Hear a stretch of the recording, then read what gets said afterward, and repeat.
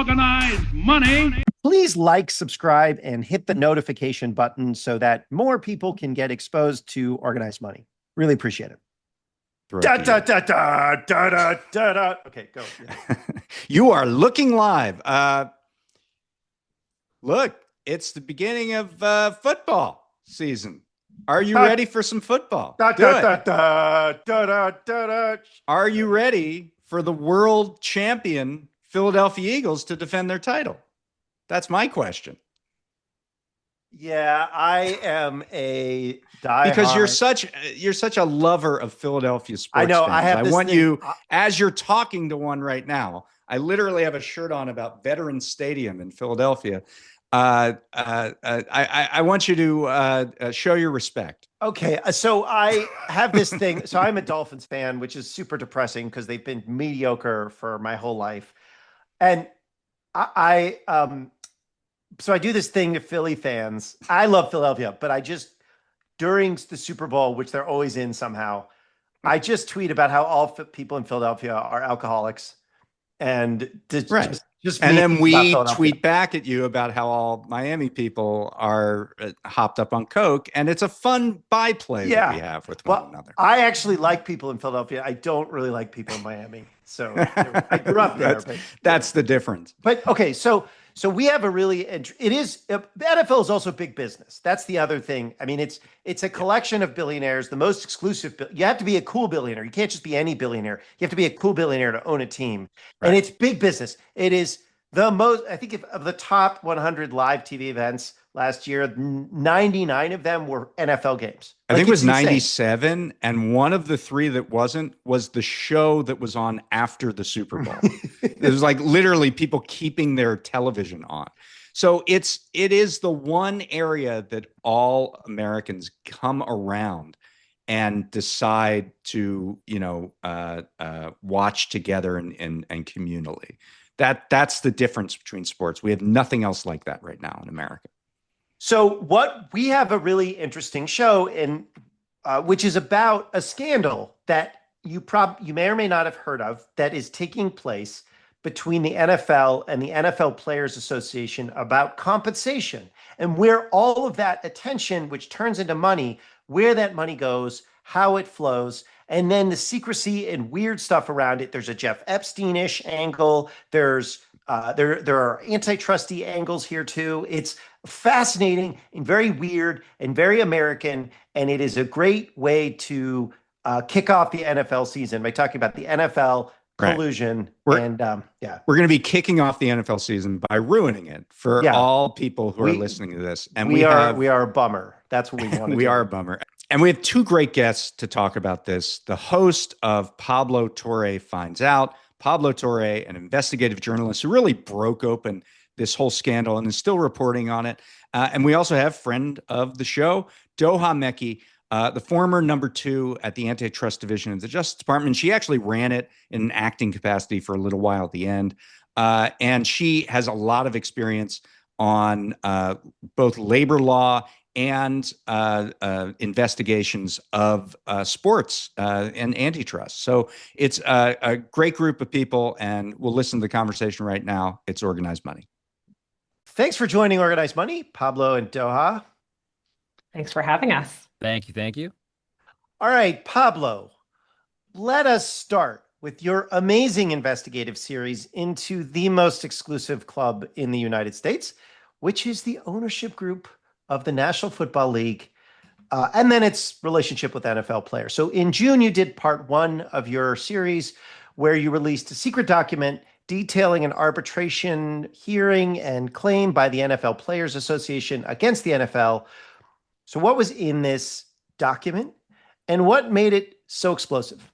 Yeah, I'll start with the second part of that first, because I think it leads us to the sort of cinematic aspect of it. So it's a document that both the NFL and the NFLPA, the Players Association, both agreed to bury, which you just never really hear about, I guess, maybe to just spell it out even more obviously. Like, it's very rare that those two entities agree to do anything, certainly when it comes to a document that, as you reference, involves the fine-grained detail surrounding a collusion arbitration. I love the idea that it's a document about collusion that both sides colluded to keep secret. It's a little on the nose, I dare say. Exactly. That there was a level of cooperation here inside of another level of cooperation, a bit of a nesting doll of suspicious, collusive activity here. But in that hearing, which took place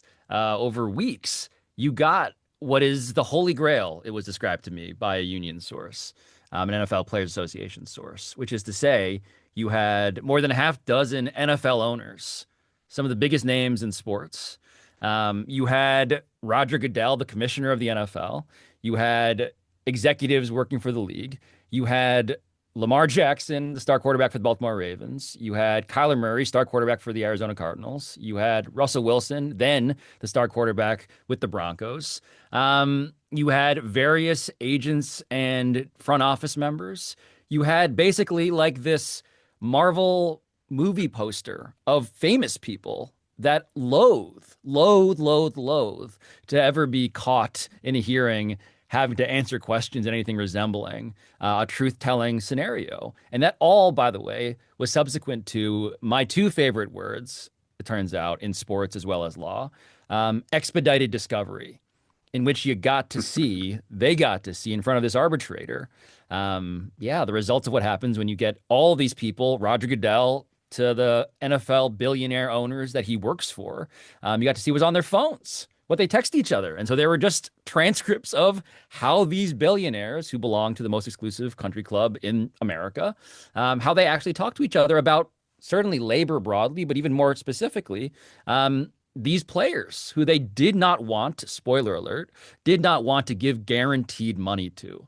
And so the very brief summary of that is just that the NFL is particular in sports. Its strength, you could argue, from a management perspective, is that they don't have to guarantee money. In basketball, for instance, it's guaranteed. Baseball, it's guaranteed. You get paid. In football, it is not the case. And the question has always been, well, how can players get it one day? Who might warrant, given their leverage personally over the marketplace, who might warrant such guarantees? It turns out, as always, that question goes to quarterbacks, star quarterbacks. And here you had an examination of why it is that lots of owners, in cooperation with the league office, attempted to prevent those quarterbacks from getting guarantees and succeeded. Well, what's crazy about it to me is that this is a case of owners pleading with one another to save them from themselves. I mean, the NFL has a salary cap. It's had it for years. It's easily the most ruthless league in terms of cutting players who are talented strictly for financial reasons. But apparently that wasn't enough, because if there's a wayward owner that's willing to give guaranteed money to a player who bombs, who flops, then it changes the entire salary structure in some way, right? Is that they're trying to save them from themselves? Oh yeah. So I should say that like the precipitating event here was the signing and the fully guaranteed contract that was given to one such star quarterback, at least at the time, Deshaun Watson, right, by the Cleveland Browns, who are, again, and just like the very on-the-nose depiction of everybody here, like no one really likes the Browns. It turns out that is true even inside of the NFL fraternity, because they were the ones who broke the seal and said, we're going to do it. We believe that Deshaun Watson, and again, spoiler alert, it was the worst contract in the history of football for reasons having to do with, like, frankly, dozens of allegations of sexual misconduct. And being a serial sexual assaulter. Yeah. And there is that, but also just the fact that he also is a terrible football player, it turns out.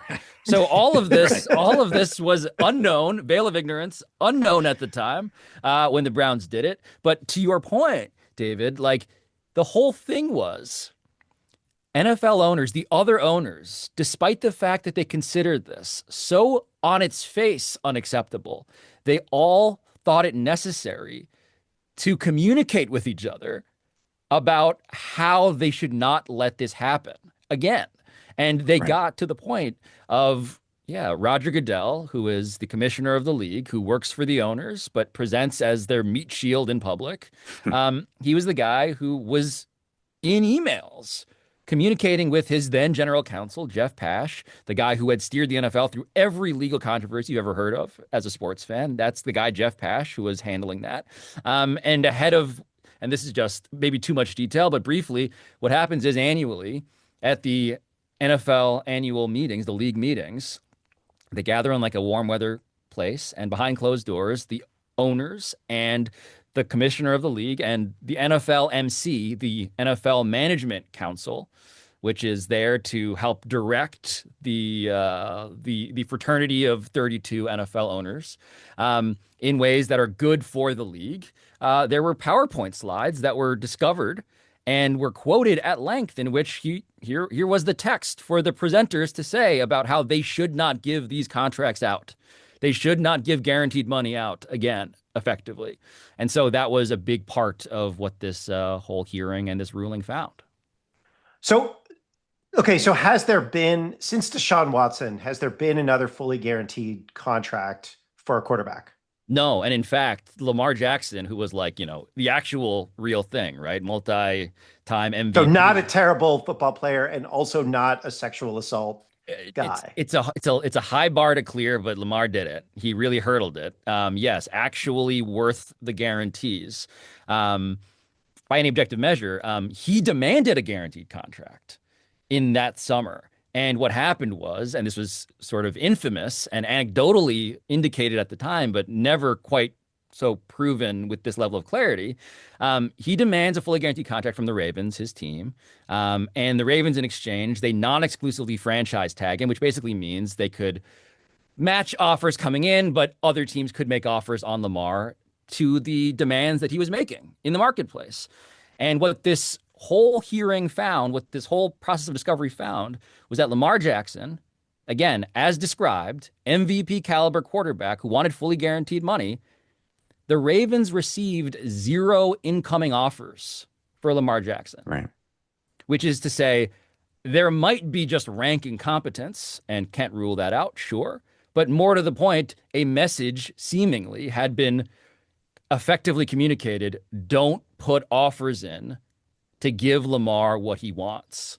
And that to me was pretty indicting. So I want to bring Doha in because obviously we're talking about this in terms of a football story, but there, I want to know to what extent this is a larger legal story. So, the NFL has 32 teams under their umbrella. There's a collective bargaining agreement. The arbitration claim is about a violation of that collective bargaining agreement that says teams aren't allowed to collude in this fashion. But, it's more of a labor agreement. It's not necessarily antitrust related here. Do you think that there are also antitrust implications here to this level of, collusion, wage fixing, whatever you want to call it? Yeah, let me say, there are some episodes that make you miss having subpoena power more than others. This is definitely one of them. So, I'm an antitrust expert, spent 10 years at the Justice Department's Antitrust Division, and spent a lot of time building out the labor competition agenda. And I'm very grateful to my former boss, Macon Delrahim, for giving me the sports portfolio too.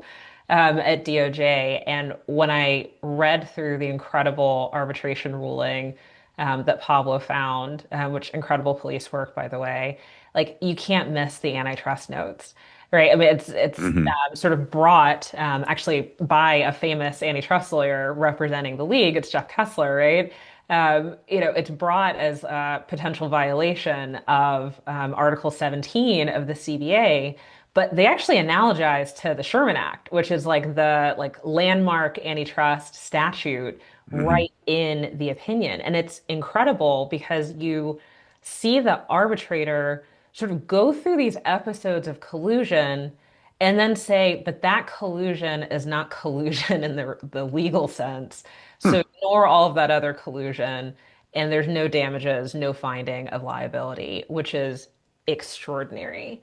And I have to say, I listened to all of the PTFO episodes about this, and like the antitrust is can't miss, but it's like come for the antitrust, stay for the like Bravo level reality TV.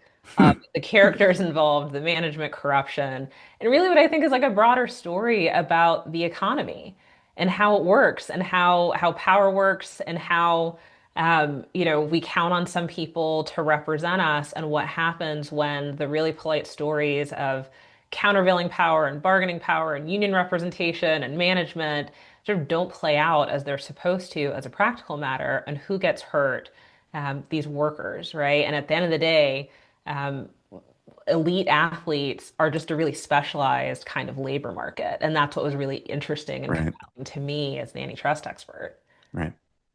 So, okay, and there's a lot to get to because this is not just a story of this fight between the NFL and NFL Players Association. In fact, that's the least interesting part of the story, in my view. So, which is a way of saying, Pablo, like, great job getting that paper, the document, but whatever. Or stay tuned. Yeah. But okay, but so it is not. You should. I'm not saying you should read a 61-page legal document, but just take our word for it. It does. The arbitrator did find, okay, yeah, the league did the bad thing, but also no violation, right? Yeah, it's just on that point, and both of you guys are right on it, right? So like an arbitrator in this context, it's a very funny mechanism, right? And we can get into the larger question of like what an arbitrator is and how they are appointed sort of jointly by both sides, and they need to sort of toe the line to get the job in perpetuity effectively. Hang on a second. Judges are not that much better. Let's not romanticize other systems. This is a very fair point. It's a very fair point. I just want to put on my very cynical sort of thinking cap and just assess like, okay, there's this arbitrator and there's this standard of quote unquote clear preponderance of evidence, which is an unusual standard that he thought that the league on the collusive activity front partially satisfied that standard. Like that's a problem. He found that, but yet to Doha's point, it fell short of there being damages or a fundamental victory awarded to the union, which is just read the thing, I guess, is where this is all leading us to, and make your own judgment. Yeah. So, but okay, so what I was going to ask is what did the owners, a bunch of them testified, but what did they say about the alleged collusion when they were asked about it? Yeah, I mean, it's so you get the texts, right? So again, the Bravo level stuff, some of it is in these text message exchanges where you have these like owners talking almost comically exactly like you would say a union is being way too caricature in describing, which is to say they have these nicknames for each other. They're like, hey, Dino, like, and then they talk about how they're both suppressing the wages of their quarterbacks. I mean, that's not an exaggeration. There's a text exchange about that. And so the question becomes like, so what is this then, effectively to these owners? And they are caught in various lies. I mean, to be blunt about it, like they say, on the one hand, John Mara, the owner of the Giants, one of the longest tenured members of this fraternity, is there to say, imagine how ridiculous it would be if I were to tell Jerry Jones what he should do with one of his players, the owner of the Cowboys. Like he would laugh at me, he would curse at me and all this stuff. And yet you have in these texts almost literally conversations along those lines in which they're celebrating jointly, different owners of different teams celebrating how they are not giving the guarantees to their quarterbacks. And in fact, this helps them with their quarterback coming up. So this was between the Cardinals owner and the Chargers owner. The Chargers owner is the employer of Justin Herbert, who would then the following year sign a contract that was also, spoiler alert, not guaranteed either. That was them sort of like jointly, effectively colluding to not give this stuff out to their employees. It's not like if you're a fan, you didn't see this and know this.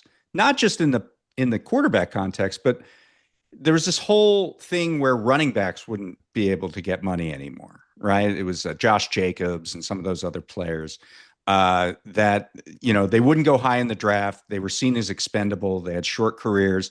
And so owners just decided not to pay them. And it was across the board. And, it's like the evidence was there. Like we Well, I could mean, see it you, in how these teams were I mean, responding to free agency. like Colin Kaepernick is actually a really good example. And then That that guy one, of obviously course. got blackballed Yeah, from the league. I mean, Totally. that's not like, There, he's but there is so two things are happening, I think. One is, as you point out, like this is all a metaphor for larger labor relations in America and power dynamics and power inequities. And yet, among this specific class of laborer, it's just funny that like internal to locker rooms, like the quarterback has always kind of seemed like management.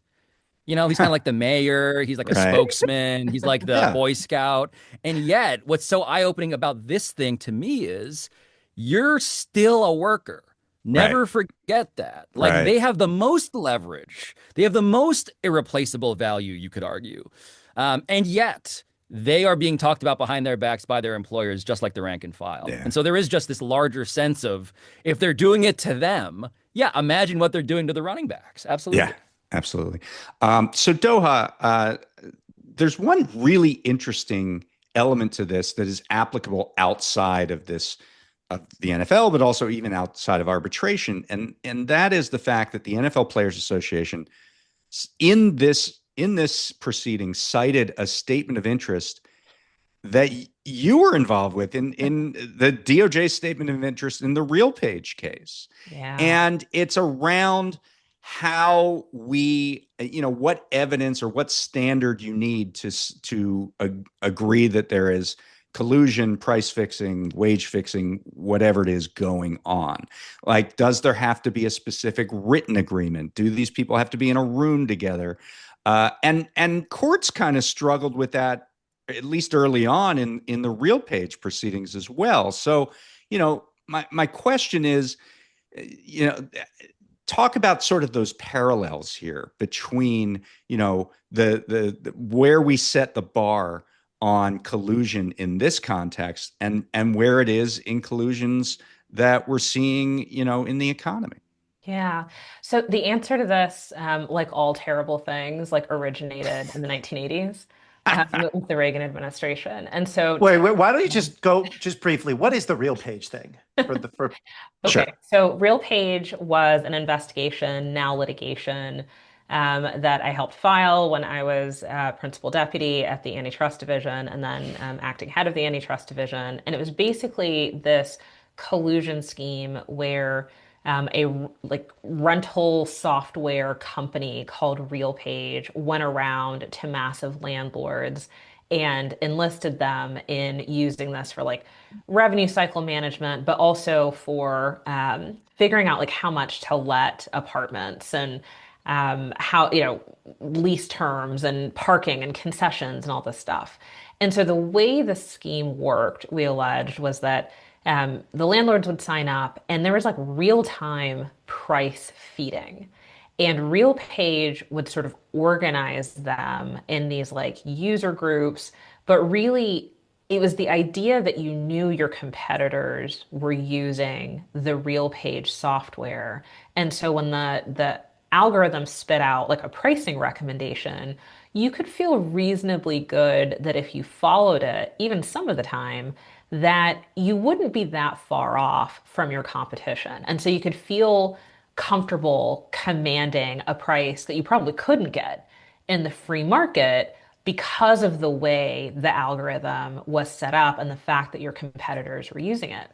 And so what was so compelling about, in my opinion, the mistake that the arbitrator made was that, he basically says, look, the Sherman Act is not what this case is about, but it's really helpful because Section 1 of the Sherman Act condemns contracts, combinations, and conspiracies that unreasonably restrain trade, right? And so this is like right in the sweet spot of the scheme that's alleged here. And it's not a crazy antitrust case to say what the Management Council and Roger Goodell and others were involved in may well have violated the Sherman Act, right? Like just reading it, I think it's there's at least meaningful evidence that that could have happened. And so what he does is undertake this analysis and say, well, yeah, they had this conversation, and there was like this guidance at the meeting where they say, really shouldn't be offering guarantees, but I need something else to prove it's actually a conspiracy. Like, I have to prove that they Hmm. agreed with each other, whether it's written down, whether you have someone coming forward to say, yeah, we met in a back room and agreed we really weren't going to offer guarantees, right? And the fundamental truth here is that the Sherman Act doesn't require all of that. Right. And so this is my point earlier about just terrible things beginning in the 1980s of the Reagan administration, right? Like there is a problem where you have this broad act that's meant to capture all of the different ways competitors can really coordinate their market activity, or conspire or collude. And it all collapses into the law of conspiracy, right? Which is really very specific. And so when the arbitrator, he drops this footnote and he says, look, the NFLPA has shined a spotlight on the Justice Department's statement of interest, which is like a friend of the court filing in the Real Page class action that consumers had filed against RealPage. And he says, there's this old Supreme Court case called Interstate Circuit, which is a great case that's basically cited for this legal proposition that you don't have to collude at the same time, but that you can infer a violation or conspiracy when there's information that's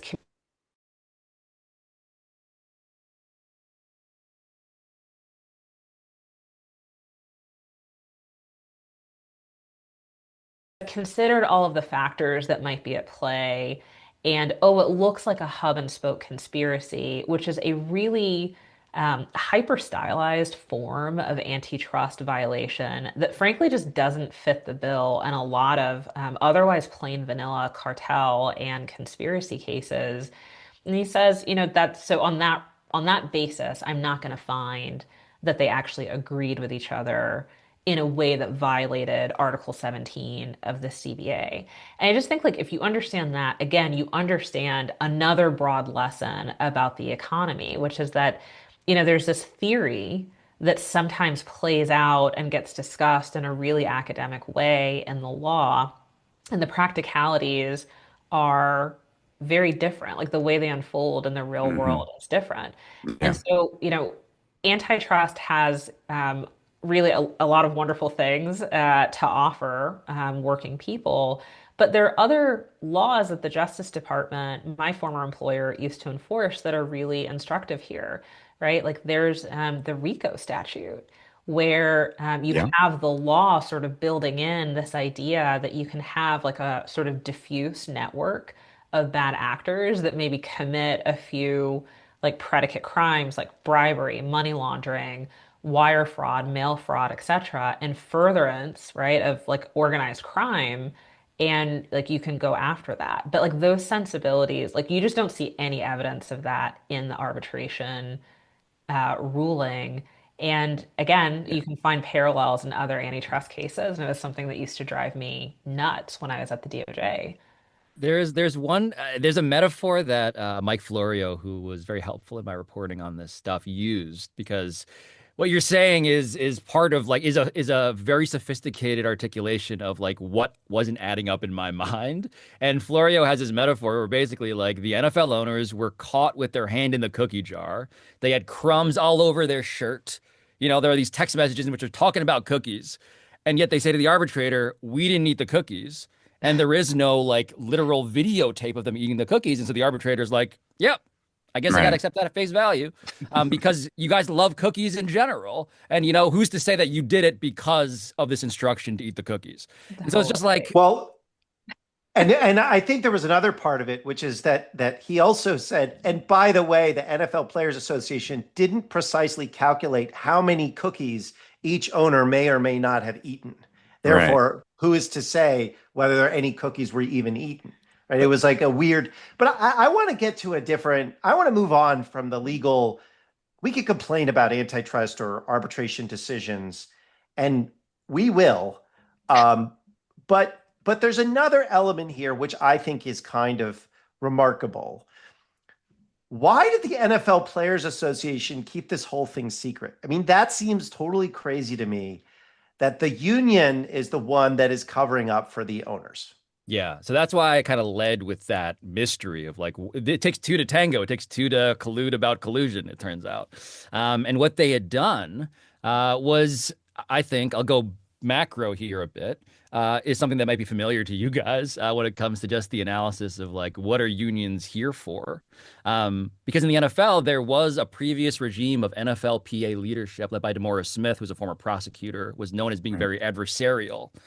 And his replacement was a guy named Lloyd Howell, who came from the world of finance, who was in fact involved in just, the largest fraud settlement in recorded modern American history. But who's to say? Any more details about that? He was a CFO at Booz Allen, which had to make that giant payout to the federal government. That was Lloyd. I say all of this to say that Lloyd was elected, by the way. This is a democratic process, right? Union leadership. He was elected in the NFLPA's election because he was not going to be so adversarial. The theory in the NFL has been lately, there is so much money swishing around sports, and football has more money than anybody else. We don't need to be enemies. We'll all just get rich together. The union and the league can be partners and not enemies, cooperating and not antagonizing. And Lloyd Howell was the embodiment, as his candidacy indicated, of that philosophy. And he was handpicked by a bunch of people. And there's more, again, Bravo level characters inside of this. J.C. Tretter, the chief strategy officer, who Lloyd handpicked, who was the former president of the union, was a guy who also bought into this philosophy whole hog and was a big booster of Lloyd Howell. Certainly the executive committee of the union itself, they needed to buy into this too. I don't want to just diminish their agency in this. They were all sort of swayed by the idea of, we'll all get rich. And so when this collusive document, when this, partial victory, we've been calling it, comes out and says, look at what was found. On the one hand, in normal times, you'd think this is what you basically take on a media tour. You go maybe even to Capitol Hill. You make a big show of like, look at how they're behaving. Look at how the most powerful people in sports are behaving behind closed doors. It's exactly what a union has been claiming, never before had the proof. This union regime led by Lloyd Howell decided to bury it via confidentiality agreement with Roger Goodell and the NFL because they thought that the cost benefit, this is the most generous view, by the way, perhaps you just want to pick rank corruption, and that's also acceptable by my view. But their cost benefit analysis was, if we bury this, we'll get something from the league that's even better than the PR leverage, the public leverage we could win by taking this to the public, to the court of public opinion. So they did something that is crazy. I mean, so that's the generous interpretation, as you say, that maybe they would get something on the inside that they wouldn't get if they made a big stink on the outside. But the corruption kind of theory aligns with what you continued to report about Lloyd Howell and what he was doing there and what eventually led to his demise. So tell us about that. Yeah, I mean, the guy was, I just gotta clarify that this is a laundry list of malfeasance. So the guy this entire time had a side gig as a paid consultant to the Carlyle Group, which is a private equity firm which has a special arrangement with the NFL in which the private equity firm known as the Carlyle Group can buy shares of NFL teams. So you have an example of a union leader who is also drawing paychecks from a private equity management allied firm, which is unthinkable. Just on that level alone, for obvious reasons. Then also, reporting by ESPN, who joined the fray, they point out that, oh, by the way, those rumors about how this guy loves strip clubs, turns out he was expensing strip clubs to the NFL Players Association and car services. Lloyd Howell was also guilty of that. And then, by the way, just like the general approach that he was an absentee union leader. Like, I don't have the proof, and I would not suggest here with you guys that Lloyd Howell was literally handpicked and installed by Roger Goodell to lead the NFLPA.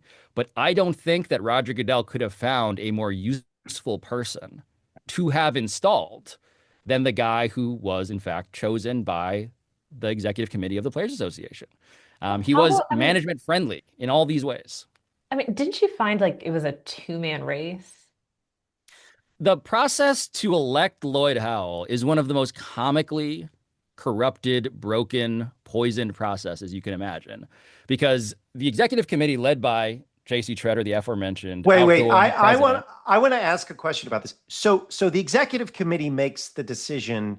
Who is the executive committee all players, or who is the executive committee? Okay. So the executive committee is a smaller group of players who are there to presumably vet and guide the executive function of the union. But the voters are the 32 board reps who are also players who gather, And how big is the executive committee? Is it's 10 people? I think it's 11. Okay. Let's call it a dozen, just shorthand, because I'm not sure exactly what the fluctuation. So you have a small group, and they make a decision, and then they bring it out to the bigger group, and then the bigger group makes a decision. The executive committee decides, here are the candidates we see as worthy of submitting to the board for election. And typically what happens in any election that you can imagine, you get like, I don't know, weeks out, maybe months out, you get the list of candidates so that you can do some basic Googles, some basic research as a voter. J.C. Treader, who is this guy I keep on mentioning, amended the Constitution of the Union so that the board members, the voters, would not know the identities of the candidates until they showed up at this meeting for the vote. So what are they going off? Like, I like that name. I mean, what information could they possibly have to make an informed decision? They had no idea who they were voting on until they showed up. And then in that meeting, they had the opportunity to meet the candidates. And so it was effectively like, it was one of those like dating reality shows where like someone's behind a screen and they step out and you're like, hey, I happen to have been the CFO of Booz Allen. Hey, okay. Well, all right. This is what's confused me, and I want to get to Booz Allen. I want to, because Doha has, I think, some insight on Booz Allen. But I want to. Why did these players? Why did these guys just say no? Fuck this. We are, we are representing our teams or whoever our other players. What happened that the players themselves were just sort of deferential to this ridiculous process? I don't understand. I don't get it. Yep. It's a very good question. And internally what had happened was it's just hard not to see resonances to the larger political landscape here. It's all connected, right? It's so what this guy J.C. Treader did was say, look, in the past we've had messy elections with the media being far too big a player with their thumb on the scale of who should lead an association that should be run by the players. And what their argument was to the players here was secrecy is going to protect us from the evil media. And we're then going to be able to proceed with confidentiality with a player-first, player-led process. The process, this insane process I'm describing, was written about on the union website. They were proud of it. This was like a whole headline, trust the process. We're going to do it differently this time. And part of what Doha was alluding to was the fact that this whole thing culminates in two candidates being presented. One is Lloyd Howell, as aforementioned, and the other is a guy named David White, who is the subject of the fourth installment of this never-ending series. He was the former head of SAG-AFTRA, and there is so much there that I don't even want to open the seal on the pedophilia documentary scandal, which is exactly what it sounds like, honestly. We're opening that seal. But yeah, and that guy is also very management friendly. Is sort of like the very he was a chair of the San Francisco Federal Reserve, and he's also still working for a venture capital firm. So you had this choice between two guys who are incredibly friendly with rich people. This is the San Francisco Fed board, which was they oversaw Silicon Valley Bank. That was the one. That's right. I mean, you're basically talking about a live conspiracy of conspiracies now. I don't know. Sorry. Go. But okay. So you've got So you were saying there were two candidates. There's Lloyd Howell and David White, and then what happens? And then, yeah. So it's funny. I mean, like, this is where, in retrospect, everybody is trying to look better than I think they did in reality, because the reporting, now that Lloyd Howell has resigned in disgrace, the executive committee is now saying, whoa, whoa, whoa, whoa, whoa, we wanted David White. But Lloyd Howell came in and charmed the board of reps, the player voters. And we, as the guys who did all the vetting, we, this is my editorializing now, very curiously and editorializing, did not recommend who we thought was the right candidate. And so they chose Lloyd Howell, and we wanted David White. That only came And out later, though, right? Like they yes, didn't yes, say. yes. In fact, they didn't even tell the player reps that they had made a recommendation. Correct. Apparently, They according to the they report. say that they didn't make a recommendation to the voters. They were Yeah. now totally hands off, which is, again, it's, if it sounds confusing, it's because it is. Yeah. This executive committee is like, we're going to handle the vetting. Don't worry about it. We're Then going to the handle vote vetting, comes, and then we're not going to tell you the vetting. we're not going to share anything about our findings to the voters. And it's like, so why did you do that? So this is what I say. Like, I don't necessarily believe any of this, but Yeah.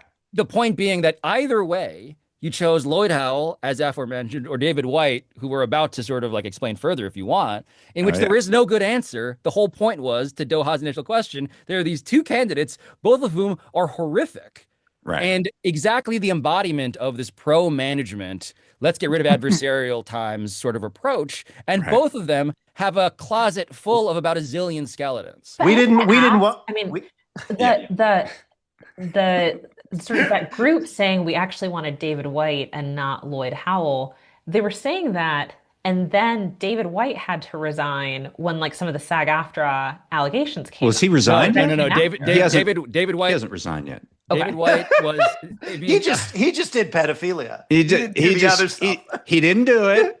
He didn't do it. He covered merely it up. He merely Let's be covered clear. up a giant. Oh, I'm expose sorry. He of- covered But up. the covered up allegation pedophilia. though, Sorry. the allegation though around the documentary came out. Let's get in. We Right? might as well get into this now. Yeah. So Yes. they swap out Lloyd Howell. They bring in David White, and it's a very milkshake duck kind of thing. Like, hey, we've got this new guy. He's great.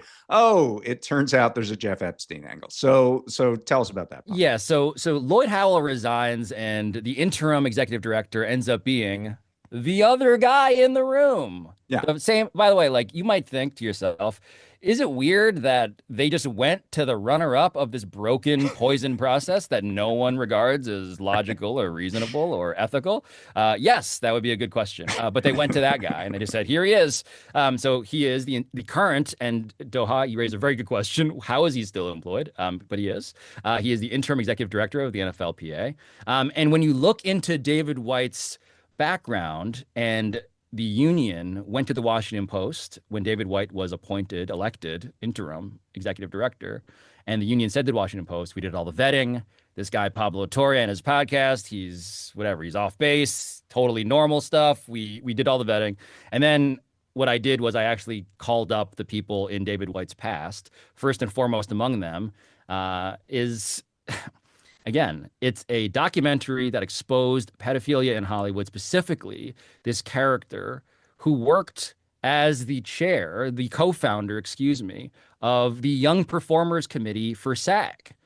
And this guy was exposed in this documentary that was called An Open Secret as himself a pedophile.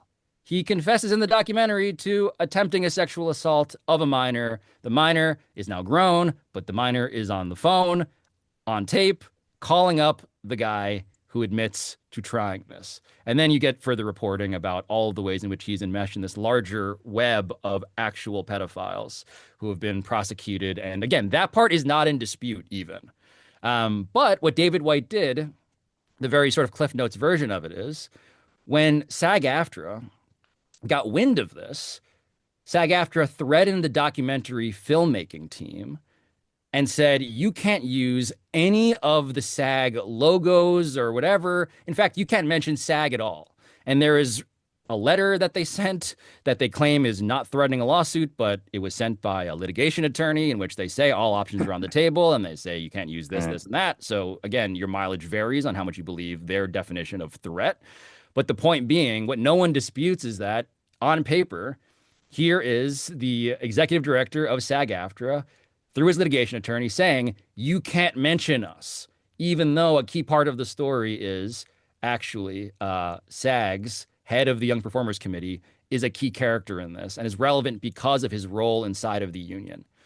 I just want to publicly apologize to QAnon right now because they clearly were onto something, and good on you, QAnon.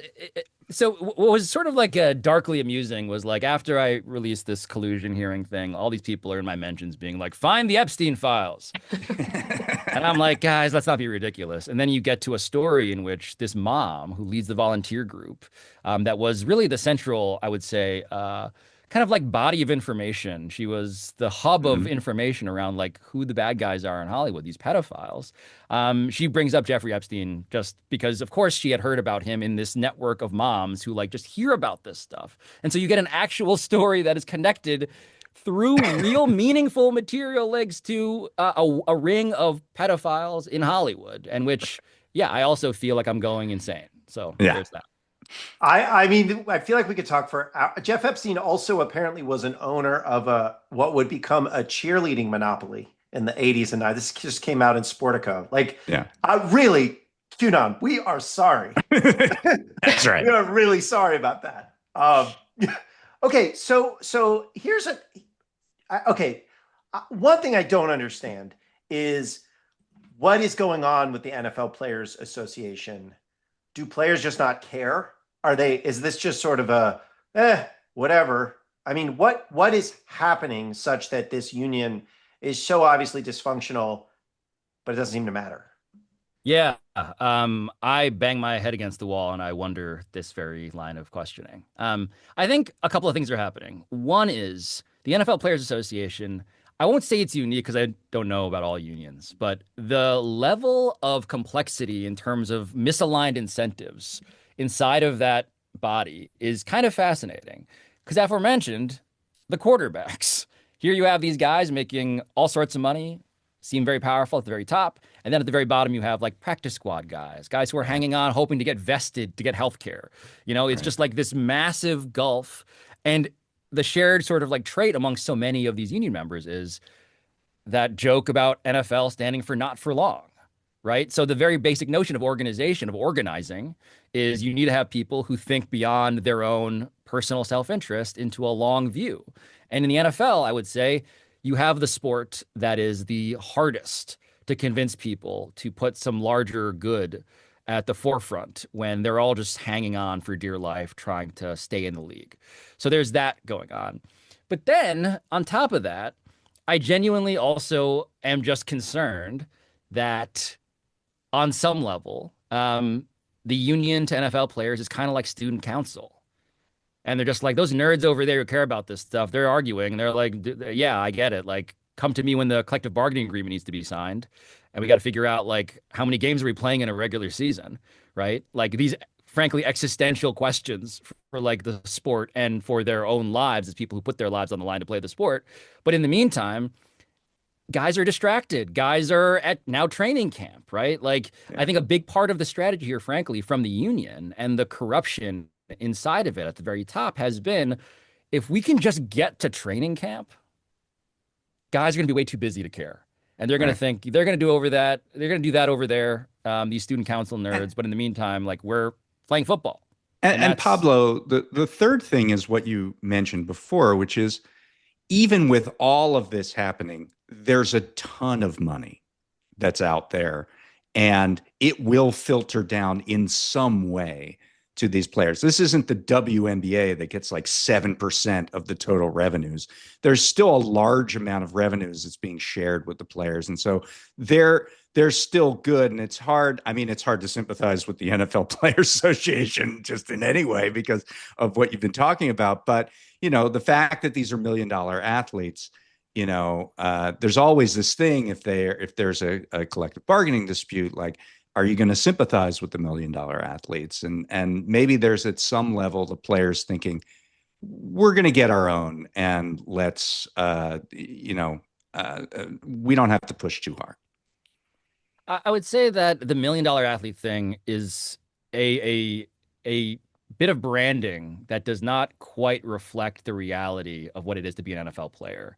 Oh, I agree. I mean, yeah, but I do think the larger issue in the macro, to your point, is even despite that, are the checks clearing? Is there lots of money to go around? Does the NFLPA, by the way, and this blew my mind when I looked it up, and I was like looking up all these files for all these filings by different unions, and I was like, okay, the NFLPA must be on the medal stand for the most cash-rich union in America.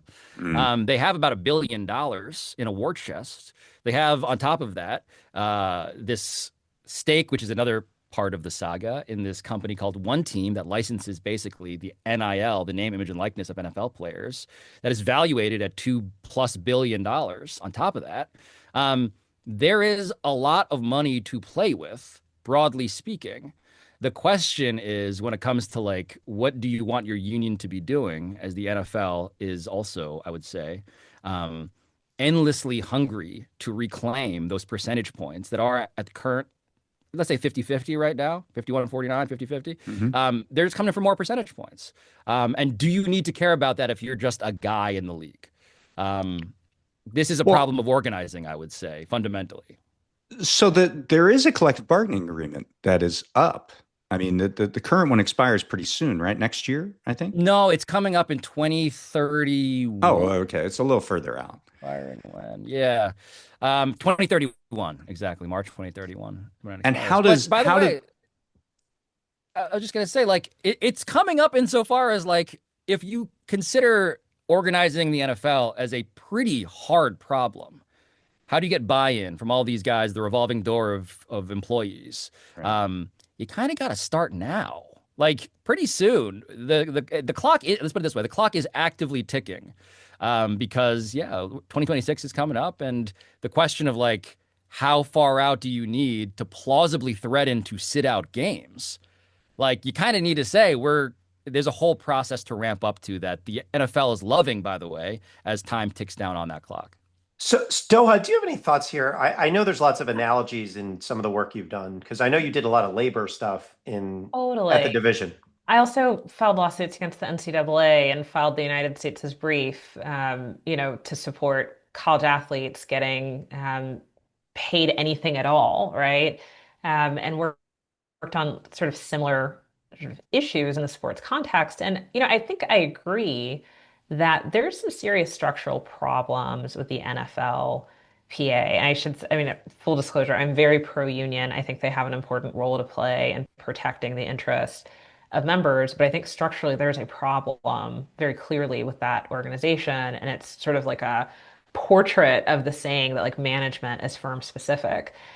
I think there are other contexts though where there are athletes that have a very short time horizon and where you don't see like the same sort of degree of pathologies. What I think makes the NFLPA interesting in a bad way is that it's not just management versus labor, right? Like there's almost like hierarchies to the extent that we were talking about earlier, where running backs are, they're just like a hit away from like career-ending injuries and not getting paid if they're injured, and like quarterbacks are sort of highest up on the hierarchy. And so I actually think that the problem, like there's a separate structural issue. There's like a vertical structural problem like within the organization, and I'm not sure I would knock the players necessarily, not to say that you guys are, for wondering if it matters that they have a union when they're up against those kinds of odds. I think that vertical thing, it would seem to me that the people who have more power sort of within the union itself are the people who are the more established players, not the people running through practice squads and trying to hook on with teams from one year to the next. Totally. And those people may feel a little more comfortable about their job security than the people who are struggling to get in. Totally. Yeah. Well, I mean, the one thing is that there had to have been a moment when the NFL Players Association was organized, right? What actually worked, because the dynamic now, it seems like if it had always been this way, there wouldn't be an NFLPA. So clearly, there was a time when it was better organized. This, I mean, I would say, this feels like the most embarrassing chapter in the history of American sports unions. Just like the layer cake of just like malfeasance here, and the cinematic aspects of it. Look, you're right that there have been better tenures. It's always been, by the way, like, look, if you want to just zoom all the way out, the NFLPA, the most leverage they will ever practically have is the threat of not playing in games. And through that lens, you can imagine why it's so hard to organize. Because to sit out a game means missing paychecks. And just consider you are just any number of these data points in that cluster of guys, or that vertical arrangement, that hierarchy of guys who can afford it and who can't. And most guys can't. Most guys don't want to for that reason. yeah. So, as much as there is just like the political chaos of right now, I do think it's also a symptom of this larger struggle in which, how do we convince this league of guys who, again, revolving door on the player side, it is just these immortals sitting on these thrones in the ownership group who just pass these teams on to their kids endlessly. I mean, I It's think, just the opposite dynamic. I Mhm. think this point is obvious to all of us who care about sports, but I mean, just to state it, you know, team owners are billionaires, right? One cannot own a team unless you are a billionaire. And Correct. so, like, as you think about the bargaining power that you have to summon, like, you have to basically be prepared to give up your career, right? Or like the one thing that like That's right. probably has motivated you to practice and to work hard your entire life, like since you were a kid. And that's a lot to ask of people. At the same time, I think that there are so many ways in which the NFL, in particular, is a rapacious league in a way that the MLB and the NBA are not. And I have plenty of critiques for both of those leagues. And so I just, it feels like this is a moment to intervene to the point that Pablo made. But going back to my original point about some episodes making you miss having subpoena power more than others, the Justice Department's Antitrust Division supervise oversees rather competition in professional sports. And they have the power to intervene here in a way that kind of obviates the, billionaires and players Mhm. and the hierarchy of players and the corruption of a union and misaligned management incentive, like all of those issues, right? And I Mhm. think you get to the bigger confrontation if they get interested in this kind of issue. And again, I certainly know what I would be doing if I was still at DOJ. If they get interested in this, then you can finally have the like we the people versus this collection of billionaires. Some of Right. whom are very close to the sitting president and are very comfortable asking favors of him in terms of policies and legislation affecting big money sports, The right? the Yeah. sitting president, who indeed was a football owner at one point in his life. Who aspired to be a member, and who, by the way, is Right. now, to Doha's point, he is, I would say, very strategically withholding certain political, when I think And, about the Washington Commanders, right? Like what they need from President Trump right now, because they have this whole plan for a new stadium and all this. It's right. just all of it's entangled Right. at the moment And in real and ways. Trump ruined a league he was part of because of an antitrust lawsuit that went horribly wrong. He got $3. But I want to bring up another thing that Doha said about the NFL being a rapacious league, and some of this is relevant to your work, Pablo, because recently the NFL literally bought a stake in ESPN. Now, you used to work there, and I'm wondering if you think it would have been possible to do this reporting under that corporate structure.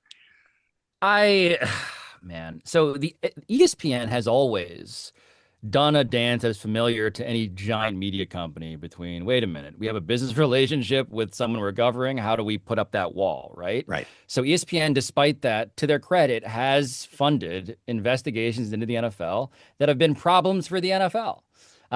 What is clearer now, though, clearer than ever, is that if you are a major media company and you want your future to be as sunny as possible, there is no better most favored nation status to receive than the one that the NFL uniquely can bestow for the low, low price of, 10% of Right. your company. Right. So of their company. So to me, it's just like, man, we will see. We will see. If I'm an investigative journalist at ESPN right now, I am actively curious as to how quickly that arrangement, which is materially different, 10% of ESPN is quite different. What that looks like in this new era. So I want to. Okay, so we have just a couple of final questions, but I want to ask you about gambling because it's something we've covered on the show, and it is really different today. America's a different place than it was, I think, when we were kids, just in terms of the pervasiveness of gambling.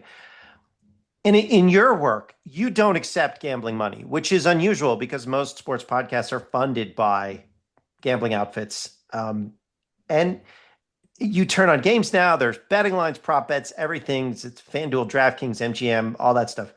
So what do you think about the close ties between gambling companies and the leagues? And how dependent is sports now on gambling money? Yeah, as the cable bundle, this is all kind of connected, right? As the cable bundle, which used to fund, let's say, ESPN and media in general, as that has decayed, where's the money coming from? Like, who has the money now? And so the Middle East has some money. You may notice that they're around, broadly speaking. So do the gambling giants.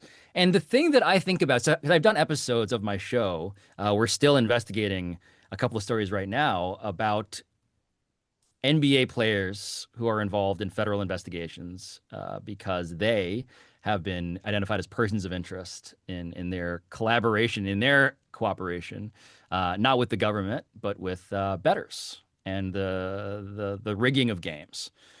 What's so fascinating is that if you go through those stories, the way that this stuff works now is through something called the prop bet. And a prop bet is a particular instrument that I didn't know about growing up, right? Because when I was growing up, it was like, oh, you bet on who won or who lost. Maybe there's like a star player you can have like a side bet on. Like, how did they do?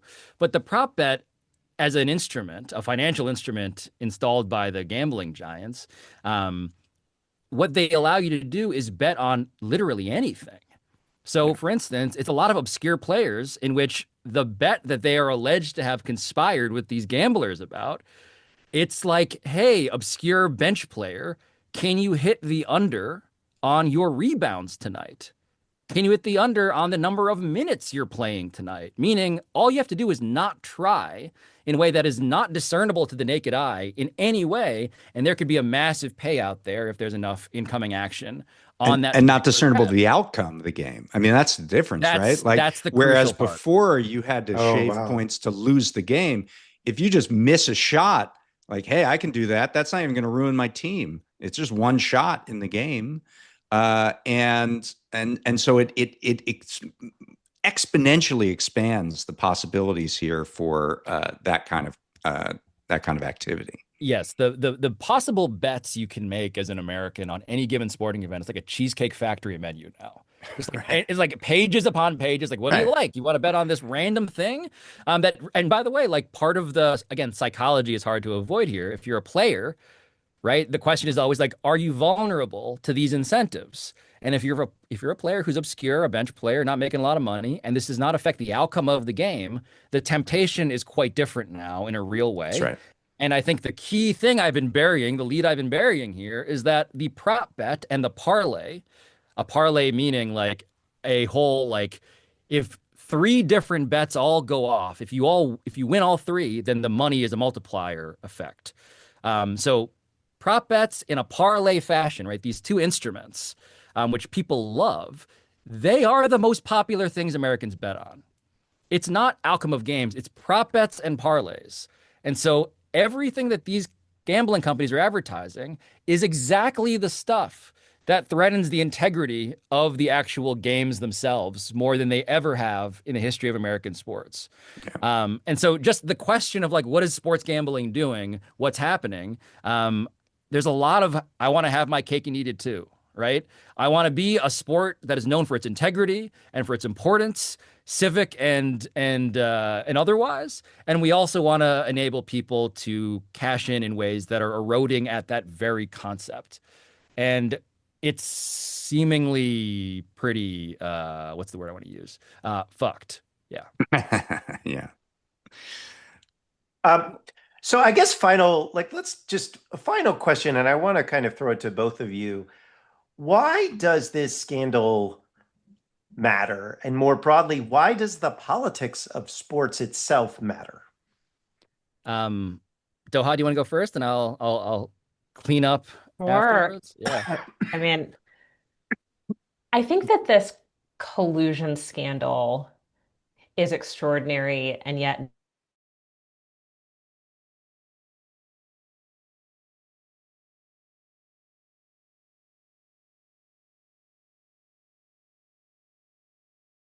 all, right? And you get the sort of protection of interests and concerns that unions are supposed to look out for, then you're probably doing better than the average working person. But like for the vast majority of people, they're just kind of exposed.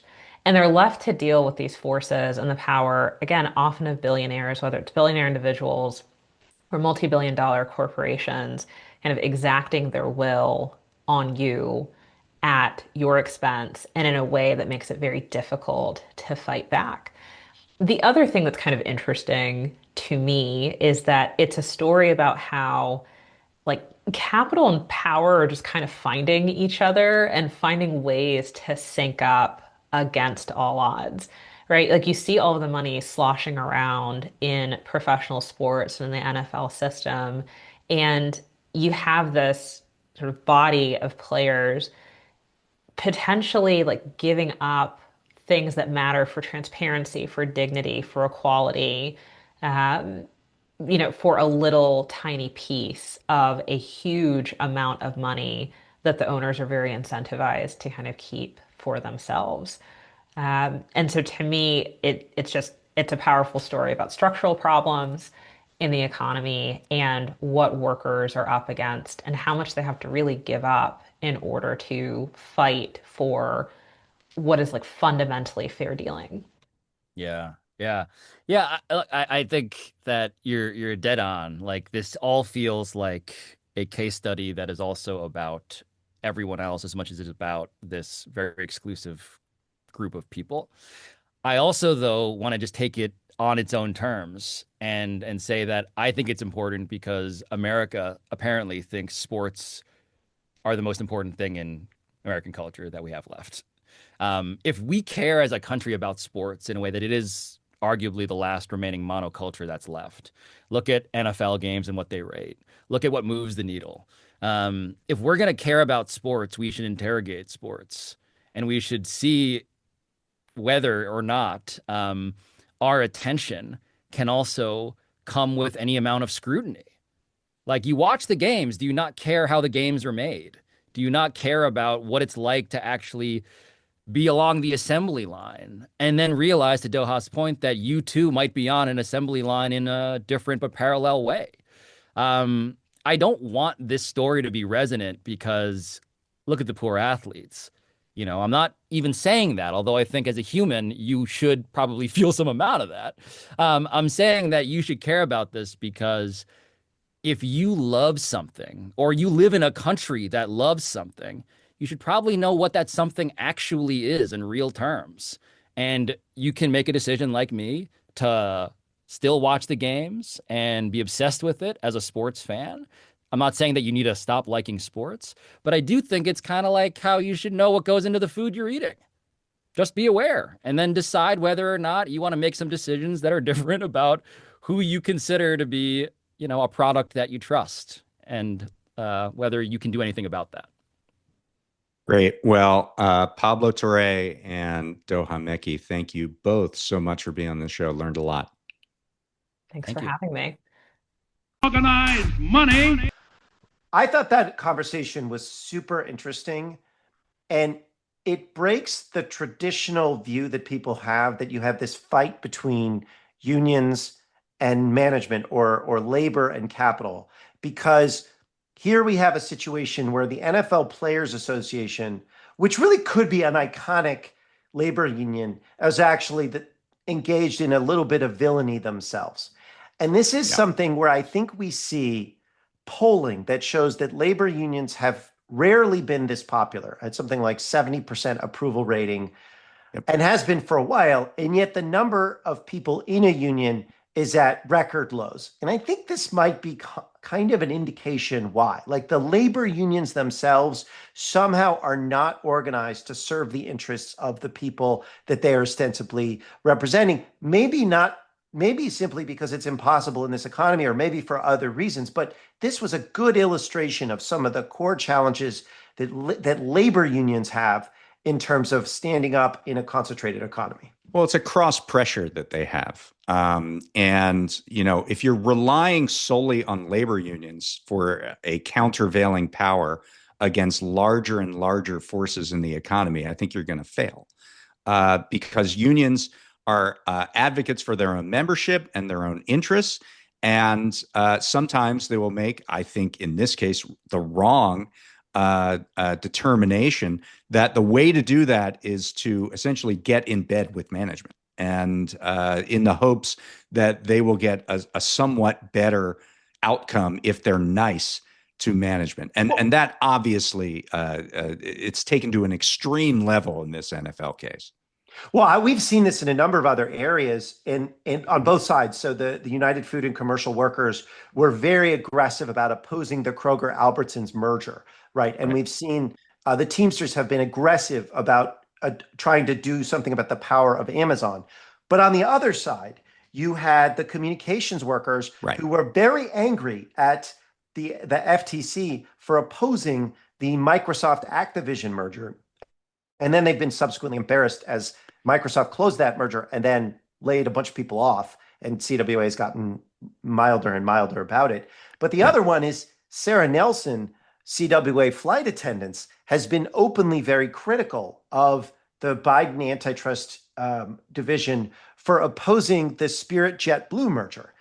And so there we see, and they've never, well, that was an interesting one because there were actually different unions on both sides of that, because the Spirit flight attendants, I believe, are represented by CWA, the American Association of Flight Attendants, and the Transport Workers Union was the JetBlue flight attendants. And so, you have these forces where unions, because they don't have as much power anymore, they align and sort of piggyback off of larger corporations in the economy that serve their interests, and it just doesn't work. And and that's the bigger problem. So the transport workers opposed the merger, then they got promises from the company and raises. They flipped to say we support it or we don't oppose it. And the reason I know this is because I got into an argument with Sarah Nelson on Twitter about it, and she said no, they changed their position. And she's been saying, look, we know the problems of mergers. We've been through 8 mergers or something like that. I've been through 8 mergers and they're not good. But this one was a good one. And it was interesting because when I looked into, and we're still doing some research on this, but I haven't found a single airline merger that was uniformly opposed with a campaign by unions. And so what we're seeing in the airline industry, and a lot of them were supported in the airline industry, the unions are actually a force for consolidation. Oh, even more than that. The CWA signed its name to a letter opposing something called the Credit Card Competition Act. Oh, yeah, this is the other thing. And the Credit Card Competition Act would have created more competition in the payment networks for various credit cards. The swipe fees would go down. CWA wants the swipe fees to go up because airlines are essentially banks that also take you around the country occasionally because of the frequent flyer cards that they have and branded cards, branded credit cards and things like that. So I think the larger point... Flight attendants actually get compensated when they sell credit cards. That's right. Yeah, they get a commission. They're like bank tellers. Yeah. And that is you have a problem here when the compensation of a poorly paid worker flight attendant leads the union to lobby for credit card companies immiserating small businesses and consumers. Right. And Absolutely. This is the dynamic we're seeing across the economy. We saw it here with the NFLPA as well. 100%. And I think the larger point here is that if you're expecting labor to have to take on the entire means of fighting back against a concentrated economy, you're going to fail. You need policy, you need government as a player in this. And unions just simply aren't going to be enough. And they're going to operate the way that unions probably should operate, which is for the benefit of their members. I'm going to disagree with that. I actually think that I think that if unions were 19th century, you go back to the fight between the AFL and the Knights of Labor. Mm-hmm. And one of the big criticisms of certain types of union activities is they were business unions. They were not they did not engage in solidarity. And I think we're really seeing, I mean, you could say, oh, the NFL players don't care enough and blah, blah, blah, it's structural. But the fact is, it's a badly run union.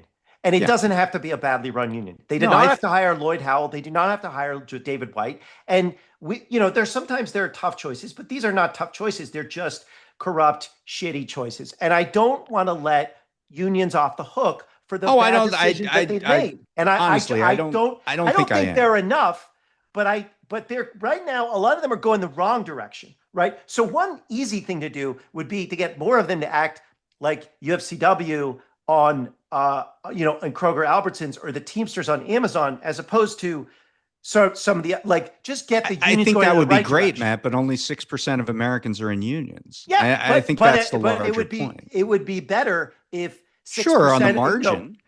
I don't think it's just on the margin. I think it's a big deal to have the NFL Players Association, which could make. I mean, if they had made a stink about this, right, that would have been iconic. To have NFL players that people respect, 97 out of the top 100 live, events on TV, those were NFL games. If you had NFL players, when they did the Colin Kaepernick kneeling, that was a cultural moment. That is a very far beyond their numbers. They could deliver so much more. And I think that's what we're missing. And I'm not just talking about the NFLPA. I'm talking about across the board when you have labor unions that are not thinking long-term, that do not have a lens of what is good for the country, for society. I'm not saying all labor unions are like this. I'm saying there's a problem. I'll give you an example of something that I think was an example of what you're looking for. And that was the assortment of Hollywood strikes a couple years ago, which ended up not only with better contracts, but they got provisions about AI. And they use the leverage they have, which also in a cultural context, to not just get a good job for a good deal for their members, but also to really paint the heads of the studios as a bunch of billionaires who were not operating in the best interest of the country. And I think they did a good job of highlighting that and making it about something bigger than just themselves. And you're saying that the NFL had an opportunity to do that. And so do other players' unions around the country. The big one we're going to see next year is the WNBA, whose collective bargaining agreement is actually up next year. And if the NFL is badly run, I mean, the WNBA gets 7% of total revenues. The reason that Victor Boot is a free man today is that Brittany Griner, who is a WNBA star, had to go to Russia to play basketball to make money in the off season. And she got arrested there. And now this gun runner is a free man in the trade. It goes so deep here. And I think there's an opportunity for this kind of revival that you want to see happen. And I think it might happen in women's sports. All right. Well, next week we're going to have another episode of Organized Money. I really like this one. I thought it was really fun. Organized money.